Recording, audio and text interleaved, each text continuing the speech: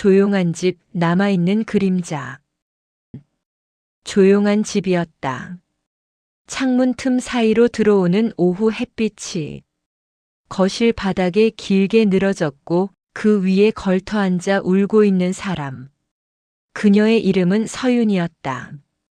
오늘도 시어머니의 날 선 말들이 화살처럼 가슴에 박혔다. 하지만 그녀는 누구에게도 털어놓지 않았다. 방 안엔 정적이 가득했지만 그 정적보다 더 무거운 건 10년 동안 쌓이고 쌓인 서윤의 마음이었다. 이제부터 이야기할 이 여자의 삶은 그저 평범한 며느리의 삶이 아니었다. 그리고 이 이야기는 끝에서 완전히 예상 밖으로 뒤집힌다. 시댁 첫날 미묘한 시선. 서윤은 결혼식이 끝나고 처음으로 시댁의 현관문 앞에 섰던 순간을 떠올렸다. 남편 준호가 신나게 말했다. 우리 엄마가 요리 진짜 잘하셔. 오늘 너 온다고 아침부터 준비했대. 하지만 문이 열리자마자 시어머니의 표정은 어딘지 딱딱했다. 왔냐? 이 짧은 말 한마디. 그 말 속엔 따뜻함보다 어색함과 거리감이 더 크게 담겨 있었다. 주방으로 걸어가는 시어머니의 뒷모습을 보며 서윤은 아주 작은 불안감을 느꼈다. 작은 잔소리의 시작. 며칠 후 결혼 생활은 본격적으로 시작됐다. 하지만 기대한 달달함은 오래가지 않았다. 첫 번째 잔소리는 된장국 간이 너무 세다. 는 말이었다. 두 번째 잔소리는 청소를 왜 오후에 하냐? 였다. 그리고 세 번째 잔소리는 며느리가 전화가 왜 이렇게 늦게 받냐? 였다. 하나하나는 사소했다. 하지만 하루가 지나면 그 사소함 10개가 쌓이고 일주일이 지나면 어깨 위에 천근의 돌처럼 내려앉았다. 서윤은 어머니가 돌아가신 뒤 홀로 지내시던 아버지를 떠올리며 늘 마음 한켠이 짠했다. 정말 결혼하면 따뜻한 가족이 생길 줄 알았는데. 하지만 현실은 그녀가 상상하던 것과는 너무 달랐다. 남편의 변화. 남편 준호는 처음엔 엄마 좀 예민해서 그래. 신경 쓰지 마. 라며 서윤을 다독였다. 하지만 일은 점점 변해갔다. 어느 날은 이런 일도 있었다. 시어머니가 며느리가 일찍 안 일어난다고 말하자 준호는 서윤에게 화를 냈다. 왜 엄마한테 그런 말 나오게? 그 말에 서윤은 충격을 받았다. 내가 뭘 잘못한 걸까? 그녀는 아침 6시에 일어나 미역국을 끓이고 청소를 끝낸 후였는데도 그때부터 준호는 어머니의 편을 드는 일이 더 많아졌고 서윤은 집안에서 점점 더 외로워지고 있었다. 명절날의 사건. 결정적인 사건은 결혼 2년차 첫 명절에 벌어졌다. 서윤은 새벽 4시부터 정말 열심히 음식을 준비했다. 하지만 시어머니는 며느리의 노력을 보지 않았다. 오히려 이렇게 말했다. 고추 색이 왜 이래? 시댁 와서 일하기 싫은 티를 다 내네. 그 순간 서윤의 눈가에는 눈물이 맺혔다. 그러자 시어머니는 한술 더 떠 말했다. 울긴 왜 울어? 며느리면 그 정도는 감당해야지. 그 말을 들은 순간 서윤은 명절 음식 냄새 사이로 갑자기 어머니가 생전에 하던 말이 떠올랐다. 사람은 말로 때리는 게 제일 아프단다. 그날 이후 서윤은 울음조차 잃어갔다. 10년 동안 쌓인 침묵. 시간은 흐르고 흘러 어느덧 결혼 10년 차가 됐다. 10년 동안 단 하루도 쉬지 않고 집안을 돌봤다. 10년 동안 단 한 번도 시어머니에게 고생한다는 말을 듣지 못했다. 10년 동안 남편은 점점 더 무심해졌다. 그리고 10년 동안 서윤의 마음은 천천히 그러나 분명하게 부서지고 있었다. 그리고 바로 이 시점에서 서윤은 단 한 번도 상상하지 못한 일을 맞이하게 된다. 그녀를 가장 힘들게 했던 사람, 시어머니가 갑자기 태도가 바뀌기 시작한 것이다. 하지만 그 변화는 단순한 다정함이 아니었다. 그 뒤에는 10년 동안 아무도 몰랐던 비밀이 숨겨져 있었다. 그 비밀은 서윤의 인생을 완전히 뒤바꿀 만큼 충격적인 것이었다.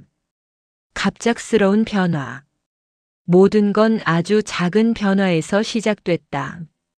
며느리에게 하나라도 시비 걸던 시어머니가 어느 날 아침 부엌에 서윤이 서 있는 걸 보더니 이상한 말을 꺼냈다.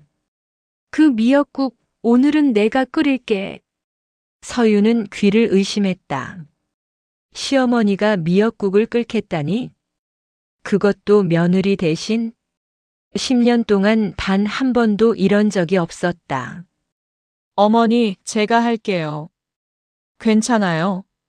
하지만 시어머니는 뒤돌아 서윤을 잠시 바라보다가 마치 무언가 결심한 사람처럼 말했다. 아니다. 오늘은 내가 하마. 잠시 멈춘 그 시선 속에는 예전과 같은 냉기 대신 설명할 수 없을 정도로 어딘가 불안하고 흔들리는 빛이 있었다. 시장에 함께 가자는 말. 그 변화는 점점 더 확실해졌다. 며칠 뒤 아침 식사가 끝나자 시어머니는 갑자기 말했다. 서윤아, 오늘 시장 좀 같이 가자. 서윤은 젓가락을 떨어뜨릴 뻔했다. 저요? 제가요? 10년 동안 너는 시장에서 물건값도 제대로 흥정 못하지.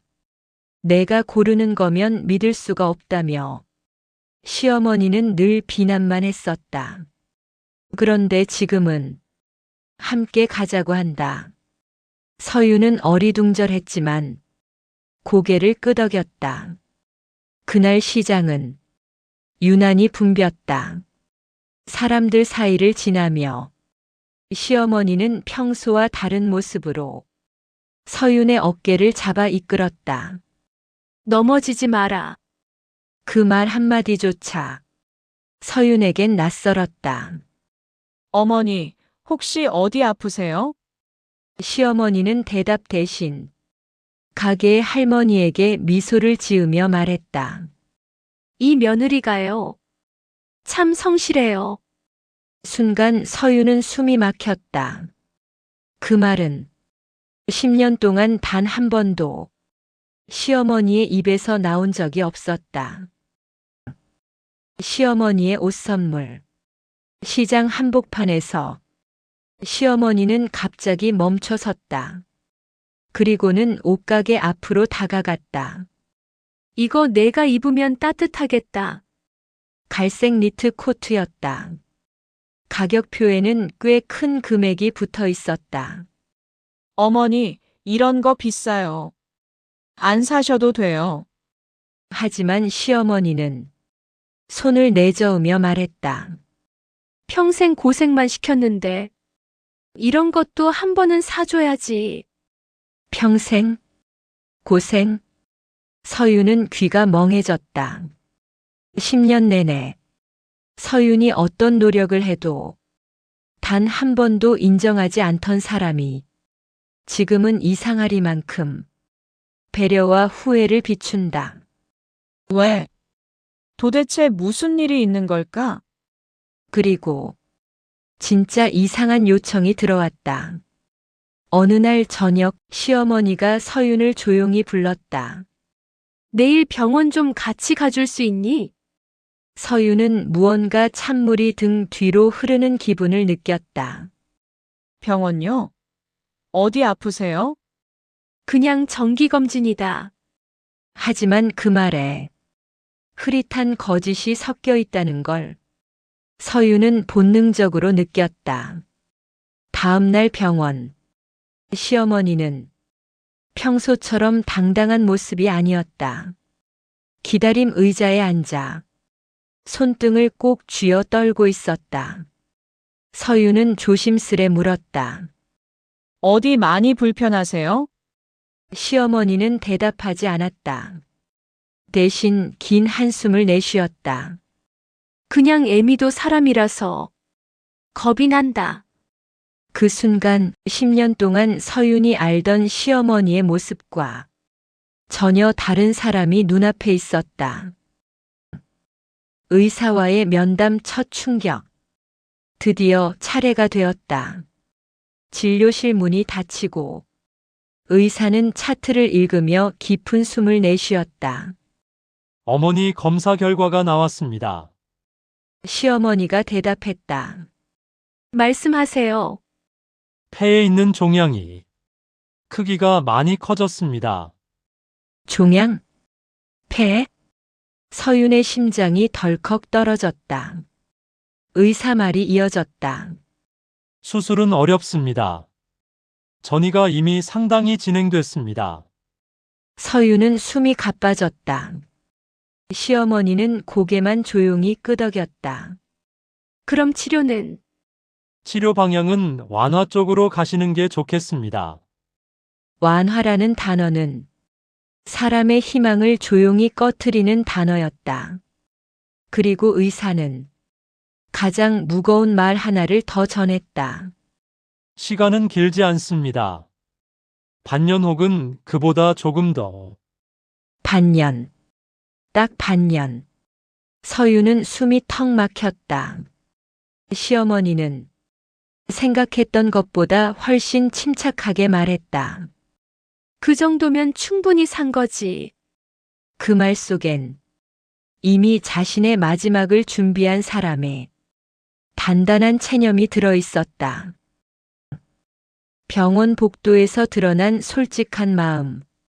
진료실을 나와 병원 복도를 걸을 때 시어머니는 처음으로 자신의 약한 모습을 드러냈다. 천천히 걸으며 시어머니가 말했다.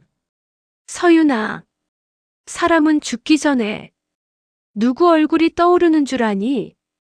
서윤은 아무 말도 못했다. 잘해준 사람, 고마운 사람, 다 아니더라. 시어머니가 천천히 고개를 들었다. 가장 미안한 사람이더라. 서윤의 걸음이 멈췄다. 시어머니는 손등 위로 비쳐드는 오후 햇빛을 내려다보며 말했다. 나는 너한테 참 미안한 게 많다. 순간 서윤의 눈에 눈물이 맺혔다. 10년 동안 단 한 번도 듣지 못한 말이었다. 시어머니의 집으로 돌아온 뒤 집에 도착하자 시어머니는 주방으로 가서 느리게 물 한 잔을 마셨다. 그리고 조용히 말했다. 서윤아, 오늘 있었던 일, 남편한텐 말하지 마라. 서윤은 놀랐다. 왜요? 그래도 말씀드리면 시어머니는 천천히 고개를 저었다. 모든 건 내가 정리할 거다. 그리고 그 말의 의미는 며칠 뒤에 드러난다. 시어머니는 단순히 자신의 병을 숨기는 것이 아니었다. 그보다 훨씬 무겁고 훨씬 오래 묻어둔 어떤 진실을 꺼낼 준비를 하고 있었던 것이다. 상상하지 못한 고백의 예고. 며느리 서윤에게 갑자기 시장을 가자고 하고 옷을 사주고 부드럽게 말하고 병원에 함께 와달라고 하고 진단 결과를 숨기지 않고 알려준 이유. 그 모든 행동엔 딱 하나의 목적이 있었다. 그리고 그 목적은 곧 서윤에게 밝혀질 것이다. 그날 밤, 시어머니는 서윤의 방문 앞에 멈춰 섰다. 문을 두드리려다 잠시 손을 멈추고 천천히 말했다. 서윤아, 내일 저녁 꼭 시간 좀 내라. 너한테 해줄 얘기가 있다. 서윤은 문을 열고 나와 시어머니의 얼굴을 바라봤다. 그 얼굴엔 엄마가 아닌 인생의 마지막을 준비하는 한 인간의 진지함과 고백의 결심이 담겨 있었다. 그리고 그 다음 날, 서윤은 듣는다. 10년 동안 단 한 번도 상상하지 못했던 이야기. 시어머니가 왜 자신을 유독 차갑게 대했는지, 왜 그렇게 혹독하게 굴었는지, 그리고 왜 마지막 순간 시어머니의 재산 대부분이 며느리 서윤에게 향하게 되었는지, 그 모든 이유가 담긴 숨겨진 과거가 드디어 밝혀지려 하고 있었다. 시어머니의 마지막 일기. 며느리 서윤은 장롱 깊숙한 곳에서 붉은 끈으로 묶인 작은 노트 한 권을 발견합니다. 시어머니가 마지막으로 손을 떼지 못했던 물건, 누구에게도 보여주지 못했던 단 한 사람을 위한 기록. 그 노트 첫 장에는 굵은 펜으로 이렇게 적혀 있었습니다. 서윤아, 너에게 말하지 못한 이야기다. 페이지를 넘길수록 그녀가 수년간 마음속에 숨겨왔던 본심이 조용히 흘러나옵니다. 처음엔 내가 마음에 들지 않았다. 아들이 아깝다는 마음이 컸다. 그러다 어느 날 내가 식탁에 올린 반찬 하나가 나를 울렸다. 그건 내가 시집와서 처음 배운 반찬이었다. 누구도 기억하지 않는 것을 내가 해줬다. 그리고 마지막 문단. 내가 우리 집에 들어온 뒤 나는 내 젊은 날의 나를 보는 것 같았다. 서윤은 그 자리에서 노트를 가슴에 품고 한참을 울었습니다. 평생 받지 못한 그 한마디를 이제야 들은 것처럼. 숨겨진 통장, 그리고 시어머니의 진짜 계획. 상속 서류를 정리하기 위해 변호사와 만나던 날, 변호사는 서윤에게 한 장의 문서를 내밉니다. 이 계좌는 따로 관리하시던 건데요. 명의가 며느리 분으로 돼 있습니다. 서윤은 잠시 말을 잃습니다. 제가요? 네. 만약의 경우 자동 상속 처리되도록 지정돼 있습니다. 서윤은 기억을 더듬습니다. 그 계좌번호는 몇 년 전 시어머니가 아무렇지 않게 메모하던 그 노란 쪽지와 같았습니다. 그때는 단순히 생활비 계좌라고 생각해 넘겼는데 알고 보니 시어머니는 수십 년 모은 적금을 모두 그 계좌에 이체해왔던 것이었습니다. 금액은 생각보다 훨씬 컸습니다. 하지만 금액의 크기가 중요한 게 아니었습니다. 서윤은 깨닫습니다. 그동안 그녀가 했던 모든 행동은 서윤을 자신이 지켜야 할 사람으로 여긴 결과였다는 것. 시어머니의 친구들이 전해준 진실. 장례가 끝나고 몇 주 뒤 동네 아주머니들이 서연을 불렀습니다. 며느리 씨, 잠깐 시간 좀 내줄래요? 서윤은 긴장한 채 자리에 앉았습니다. 그러자 한 아주머니가 조용히 말합니다. 사실은 아기 가졌을 때 시어머니가 병원비 몰래 냈어요. 서윤은 놀라 고개를 듭니다. 그리고 당신 친정에 어렵다고 소문났을 때 그때도 시어머니가 다 도왔어요. 말하면 부담 가질까 봐 절대 티 안 냈고. 또 다른 아주머니가 말을 이었습니다. 자식들한테는 한 번도 그런 적 없었어요. 근데 당신은 꼭 챙기더라고. 왜인지 알아? 그녀들은 서로를 보며 말했습니다. 시어머니는 당신을 딸처럼 생각했어. 그제야 퍼즐이 맞춰졌습니다.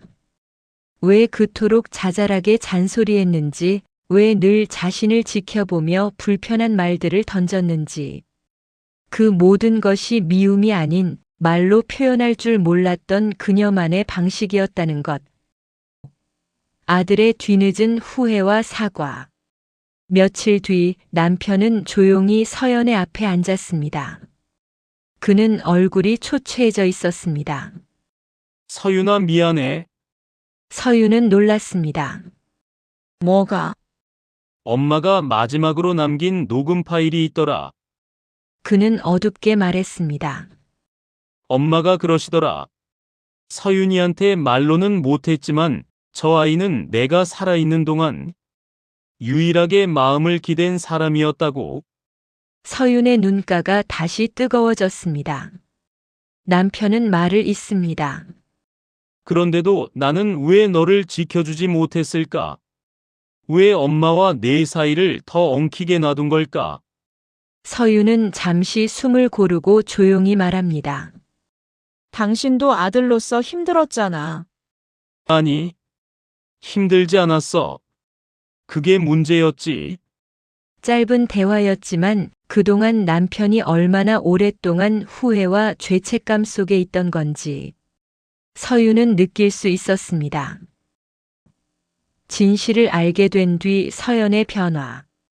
그날 이후 서윤은 시어머니의 방을 정리하며 그녀의 취향과 성격, 오래된 기억을 마주하고 있습니다.